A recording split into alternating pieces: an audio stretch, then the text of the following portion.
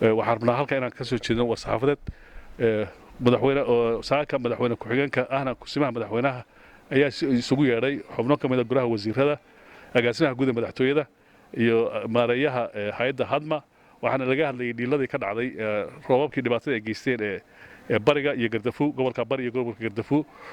iyo karkaan madaxweynuhu wuxuu magacaabay guddi wasiir ah iyo agaasimaha guud ee madaxtooyada iyo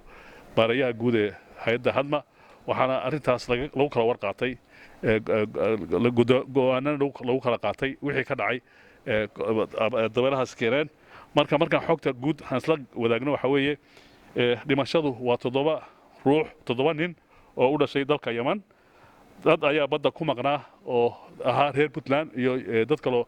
ka kaluumaysanaya ajaanib ah ilaa hadda lama hayo 6 doonyood ayaa soo caariyay isgaarsiinta waa go'an tahay dabayshu waxay waxyeelo gaarsiisay degmooyinka xaafuun hurdiya garduush taageer gumbax foocaar boosaaso iyada lafteeda 4 saac ayuu roobku hayaa biyo badan ayaa iyana fadhiya dhulkii labada togba biyo badan ayay keeneen iyadana wax dhibaa lagama sheegin laakiin daadkiina uu fadhiyaa biyuhuna aad bay u sarreeyaan roobabku waxay iyana saameyn ku yeesheen xoolo badan ayay la tageen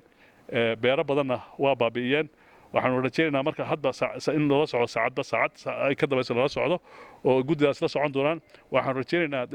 dowlad ahaan waxaanu diyaar u nahay wixii la gaarsiin karo degdega in la gaarsiiyo dadkaas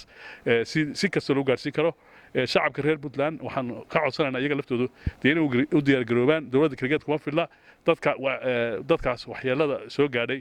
ama xoolaha ha ahaato ama guryo ha ahaato ama wax kaleba dhaqaalaba ha ahaatee in loo diyaargaroobo si loogu gurmin lahaa dadkaas waxaa jira guryo badan iyo magaalooyin badan oo ay dabayluhu jingadii ka qaadeen dad ay dhaawaceen waa jira marka saacadda ka dambaysa ayaan insha allah informationka wixii xoga ila socodsiin doonaa waxaanu rajaynaynaa in ilaahay khayr ka dhigo